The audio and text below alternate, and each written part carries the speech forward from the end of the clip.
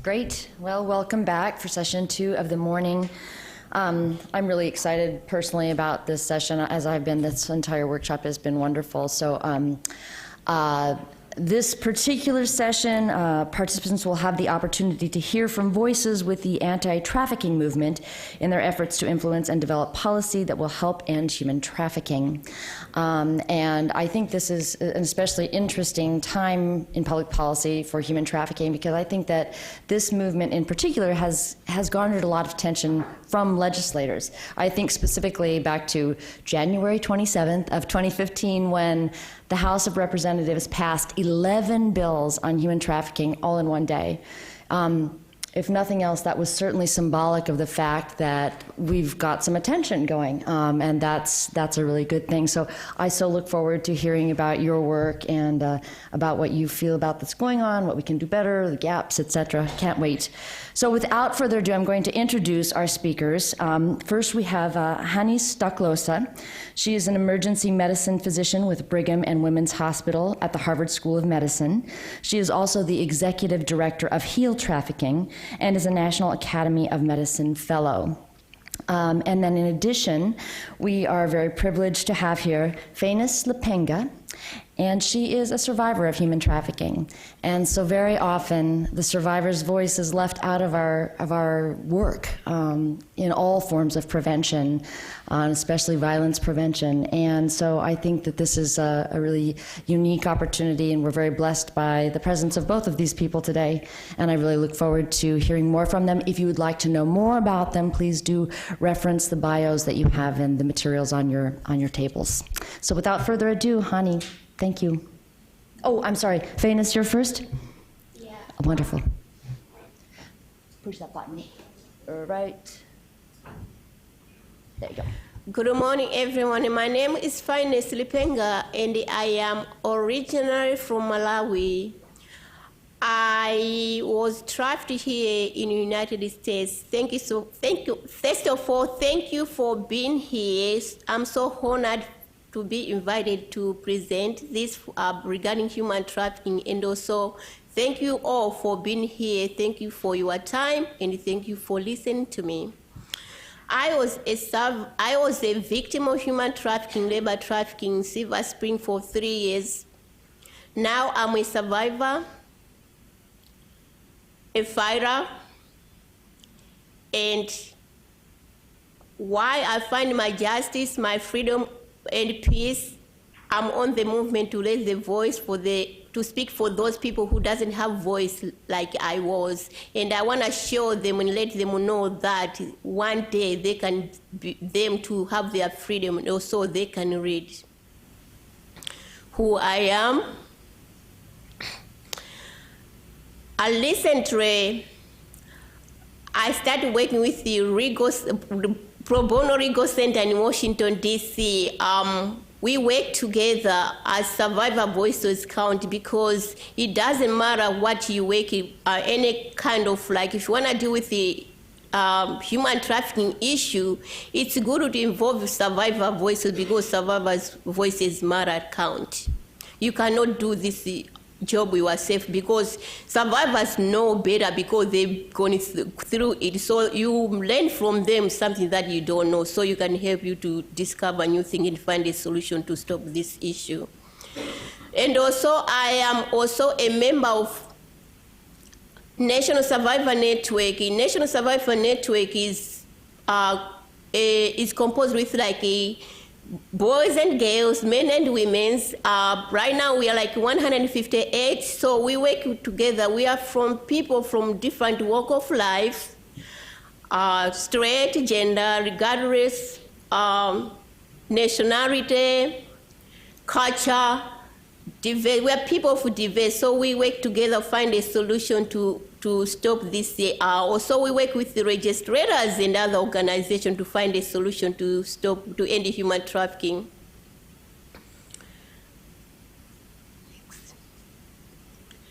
What is human trafficking? Human trafficking is modern slavery. It's a way of people trafficking, exploiting people through labor trafficking, or sex trafficking, and also exploiting minors, children for sex. And it's affecting global, nationally and globally. It is a billion-dollar business. Human trafficking can happen to everyone, regardless gender, nationality, even children. You see them on the news. This is a big issue. So it's the topic that people need to know about it, and it happens like even in your front, in your backyard. You don't people they don't know it. You miss it. But I'm here today. I think like this is like a good opportunity for me to speak. I'm here today to speak with you in the field of medicine, because doctors and emergencies personnel, you play a big role. You can play a big role in human trafficking. And this is why. You are the people who contact people like me, patients every day in your daily basis. But some of the time, because some people, they don't know what human trafficking is, you don't know what to do, you don't know what to look for, so you miss it, but you can able to help somebody, to take out somebody to help somebody come out from danger because of your action.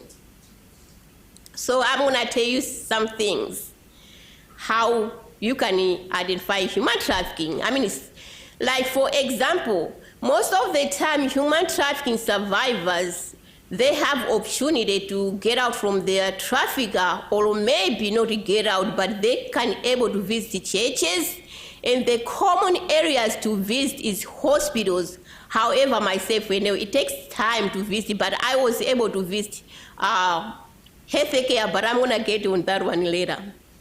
So these people, victims, when they visit in the hospital or emergency rooms, there's something that you have to look for. Let's say you have a victim visit the hospital and the victim is wearing like clothes, doesn't look like right for the weather. Let's say it's winter and the victim is wearing something that look like it's for summer. And sometimes also the victim can be accompanied with their trafficker to this visit, and what happens is you can see the victim's eyes, pretty much some of the signs. The victim avoid eye contact. When you are talking to the victim, avoid eye contact. Sometimes when you go to the hospital, I know, or emergency room, they always have questions. Those questions are so frustrating for a victim, because when they ask those questions, have you ever done this to me? So it clicked you because you faced that. So you know what happened? It's like a trigger. You have a trigger. When you're a victim, you have a trigger. So you change expression, like automatic, like mentality. So if you ask me, let's say those kind of questions, you see I might start shaking or mumbling, or you see tears. So those are some of the red flags that are, okay, something is wrong. Why? And another thing, if you ask me about the ID, if I don't have ID, that's another flag. And also another flag is, for example, if you ask me the address, I don't know where I'm at. I don't know, I'm not familiar with the location, although I come and visit your office or emergency room, I don't know where I'm at. I don't know. I don't have the answer.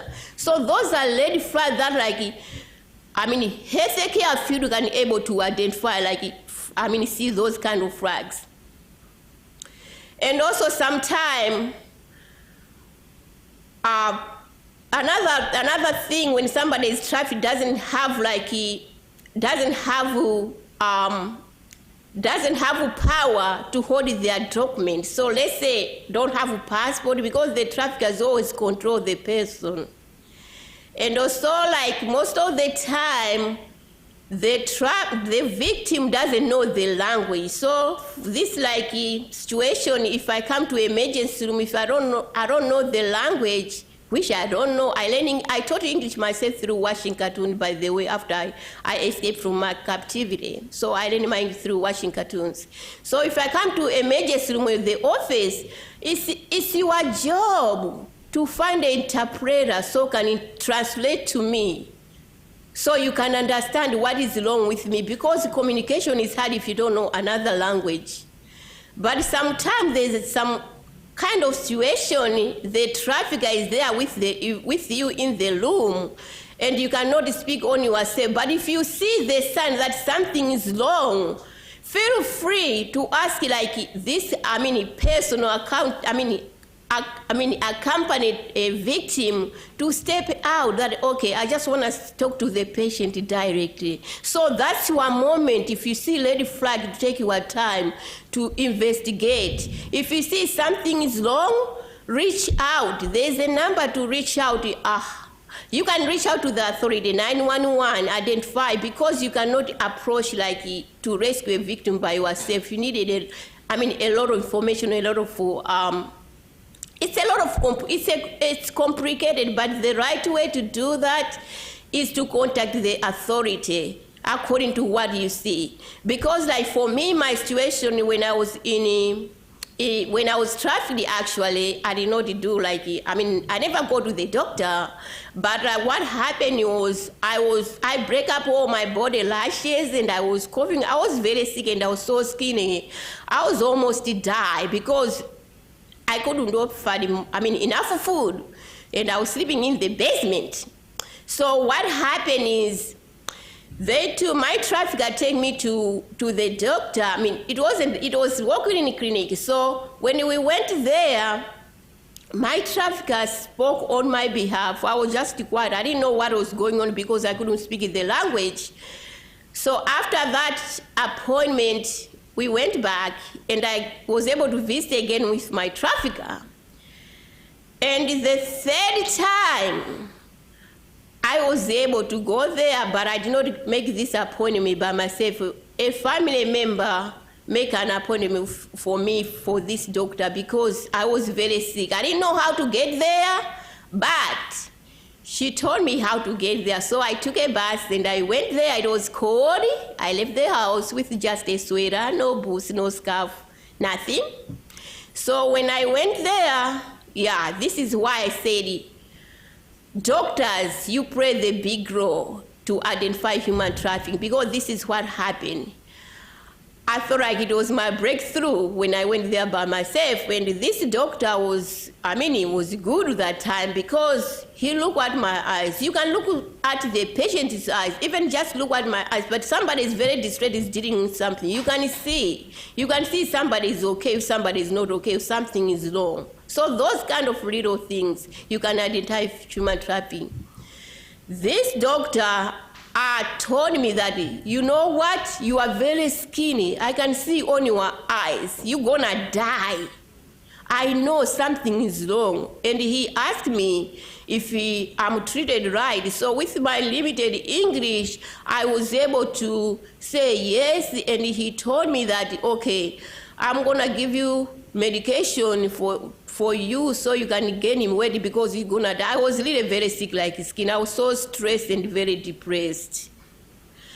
So this doctor promised me that, okay, I'm gonna help you. I'm gonna take you out from there. I'm gonna find you another job so you can babysit. I have somebody at a family. So, well, I feel relief. I thought like it was my breakthrough. But then what he didn't know, what happened is that what I didn't know was after I left this office, by the time I get home, I found out this doctor turned around and called a family for my trafficker and shared the information I share with the doctor. So that put me in danger. So that's why when you are working in this field, trying to identify human trafficking, even if you know that something is going wrong, please don't report to the trafficker because you're going to put a victim in danger. That's what happened to me. And this is how you can also identify human trafficking by asking simple questions like, for example, I come to visit your office, or emergency room, you can ask, hey, when did you have breakfast? What did you have lunch? What did you have for breakfast today? When you are control the situation most of the time, you are not even, you don't have time to, enjoy the life. You don't socialize. When I was traveling, I didn't have time to socialize with people. I was abandoned. I was captive. So if at that time I was able to visit this facility and ask me those questions, what do you expect me to, the answer would be, I'll be disappointed. You see expression on my face. I'll cry pretty much, even after escape. When I visit, when I have people ask me the question, I cry. We cry easy because we are heading inside. But you can't know until you ask questions. So it's your job. It's my job. Yet now I'm free. And it's your job. Yet you are the one who contact these people in your daily basis. You might be the only hope that these people have. You are the only hope that they believe that they can get out from the situation. So human trafficking is a big issue. It happens everywhere, in the workplace, in plain sight, and it's sometimes like when those people, like minors, people come to the facility, get care. When you are trafficked, like some of the situations like involve the minors. So when you see a minor company with like older person, and like this minor can't speak by herself, and there's something you can look at people, oh, this situation doesn't look right. And like when you try to ask a question to the person, and the trafficker always control, answer the question, handle everything. Try to do your job. Try to give opportunity to the patient, so this patient can say something, not just talk to the person who accompanied her. Or also, if you see some triggers, some red flags, kindly and calmly ask this accompanied person to step out, and so you can able to talk to this person. And if this person is like doesn't speak the language, you can find the interpreter, so can translate to her, so you can communicate. So when you see these red flags, this is what you can do. You cannot approach to try to rescue a victim on your own, but you can do something by contacting the authority. 911 is free, doesn't cost no money. Or you can dial a national hotline number. It's 1-888-3737-888, and it's 24 hours. This is what they do. And they'll instruct you what to do. They'll tell you what to do. But don't try to rescue. This is not only in the hospital. Even in your community, if you see the trigger signs, you can identify those signs and call authority on, because when you're trapped, you are in control. You can't able to make a call on your own. I never have a cell phone all those 3 years. I didn't know what 911 is. I didn't know. So you can do something. You can save somebody's life. So please, when you see flags, either you are saving in the hospital, in your field, or outside, please report it to the authority, 911, or call hotline 1-800 number, and the number is 1-888-3737-888. Okay, so what I do now? What I do right now is, because I'm tired, I feel it's struggling, but there's a lot of people, while I'm talking, human trafficking is happening every second. So now it's my job to speak up, to raise my voice louder, to help other people by doing awareness, so I can help other people who are trapped right now in human trafficking. And also, I am so very engaged in human trafficking. Actually, we usually have meetings, and also when I said survivors play the big role, survivors' voices matter, because survivors, 2014, President Obama elected Human Trafficking Council. Those are composed with survivors. So 2 months ago, they was able to have like their year report. So what happened, survivors, we work with registrations and other organizations to find a solution to stop and also pass the bills about human trafficking. So last month, actually, 3 weeks ago, I was able to present on behalf of other survivors. We went to spoke with the Congress senators, and the message was asking them to support and pass the bill that will vacate survivors' charges. There's charges that survivors are kept accountable for, but these survivors, somebody forced them to do through fraud, coercion, and threatened. So if somebody forces you to do, you have no choice. If you have somebody force you with a gun, you gotta follow the traffickers, instruction, because if you don't do that, you're gonna get hurt. Some of them, they get gripped, but when you make it out, then you come to the community with these charges. These survivors who have charges, they have a lot of barriers. They cannot find a job. They cannot own a house. They cannot go to school because of the charges they have. So we've been working so very, very, very hard to pass this bill that will help to vacate the charges for survivors. And also, it's not going to only help them to vacate these charges, but also we will help the survivors to heal. We will help survivors to move on with their life. Also, we help their community, and we help also, like in general, you cannot live. We need a job. But these survivors, they cannot get public assistance because of the charges. They cannot get anything. And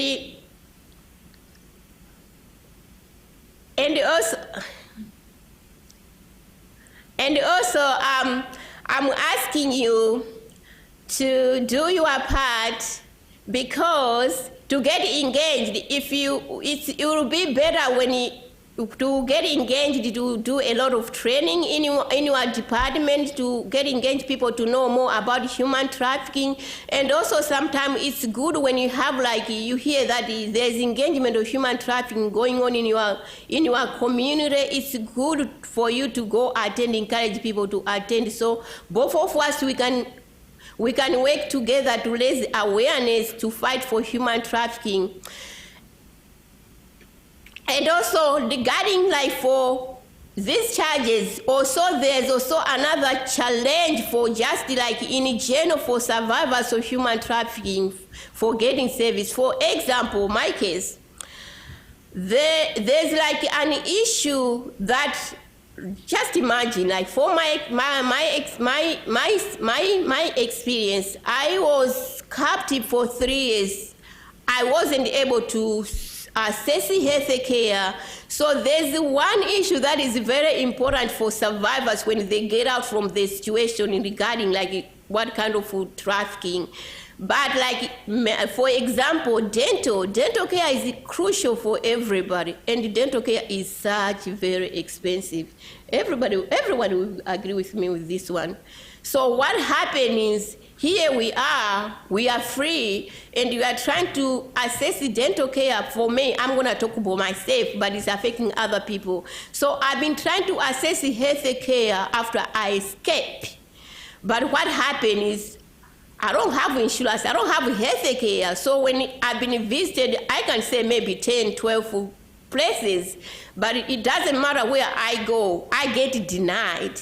So how could you feel? You was, captive, and you are free, and you're trying to seek service, and wherever you go, you get denied. You feel very sad. The way I feel like I'm not welcomed in the community, because it's the same way when I was captive, I couldn't able to get those service. So now I'm free, I still not able to get those service. So I feel like there was a campaign was going on, was organized by survivors to help me to raise the funds so I can go to Utah. Come on, I live in DMV area. I have to live here, go to Utah, seek service, healthcare service. Really? We need to do something. People, my request is people who work with organizations, those organizations who work with the survivors, and also you in the field who can help survivors to get dental care. You can work together with survivors and organizations who work with human trafficking, cooperate with them. Go to the companies, go to those dental offices, introduce yourself. Train them what human trafficking is. Tell them what barriers human trafficking survivors face. This, if you introduce yourself in the future, I don't want this continue. I don't want another finance in the struggle to, like while I'm talking right now, my mouth is so messy up. I don't have teeth in my mouth, but I'm struggling to get care. And it's not only affected me. It's affecting other survivors who cannot get care. It's not only that, sometimes also survivors, they cannot be able to get like counseling because they don't have insurance. But when you're a survivor, it's like when you're a survivor, you have a lot of trauma. You need to heal. You cannot just heal like that. It takes the whole community. It takes the counseling.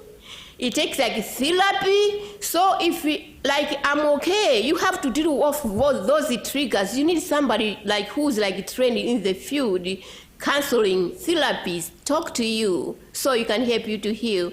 So if you have a survivor getting denied for those services, so it's the same thing like you are in the situation. So that's why sometimes when people, they get rescued and they don't get care, they feel like they are useless.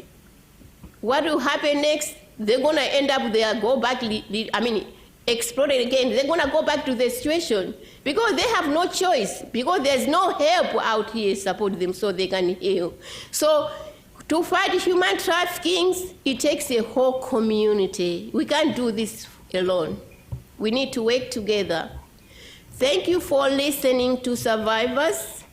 And remember, when you're doing things, when you are working, you needed survivors' voice, because survivors' voices count. Survivors' voices matter because you know better. You'll be familiar what the challenges survivors face and what the challenges survivors think like what kind of solution you think you can take to help survivors in the community.